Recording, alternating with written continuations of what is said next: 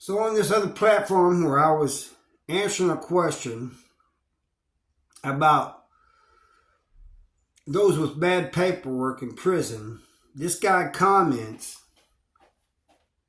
he said, there's so many of you guys out there talk about fantasizing about what you would do to these people.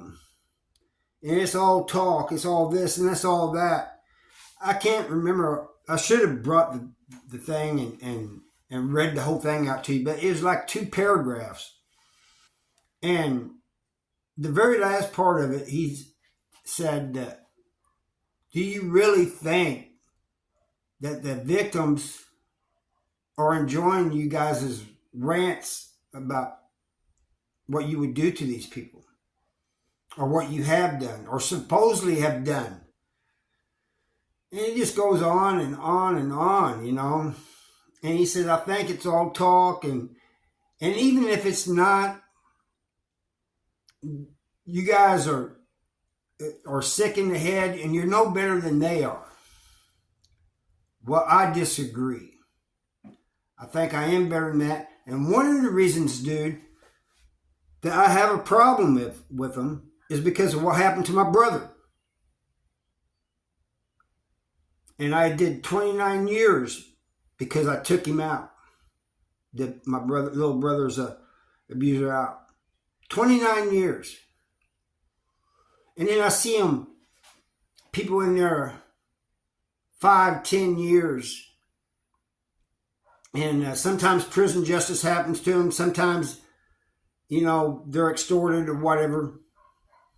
But they do not deserve to be on the yard. And I don't know why I was seeing them in maximum security prisons anyway, with only like 10, 15 years, sometimes less. I thought that the maximum security prisons were people with a lot of time. But you would see them there. It is crazy. I just read a story, and I saw a news clip on it about a Marshville, Missouri man who got probation for what he done to a child. He pled guilty for probation. And his lawyer says, well, probation ain't the only thing. He also has to write an apology to the victim. He's got to pay $2,000, and he's got to stay away from that person and every other person under 17 years of age. Oh, that's a lot of punishment he got. They really handed it to him, didn't they? No, he should be in prison, and the key should be thrown away. Now, how you think, dude, that family feels that he's still on the streets? While they're after what their little girl went through. How do you think they feel about that? Not to mention, I've had many people tell me that what they thought I did to my little brother's abuser was a good thing. Well, I appreciate those comments. I really do. Some people say I shouldn't have gotten any time whatsoever.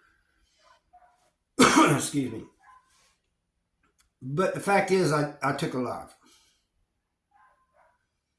And so, you know, there's consequences when you do that. It doesn't matter the reason why I did it. The fact of the matter is, I took a life, even though I was protecting my little brother.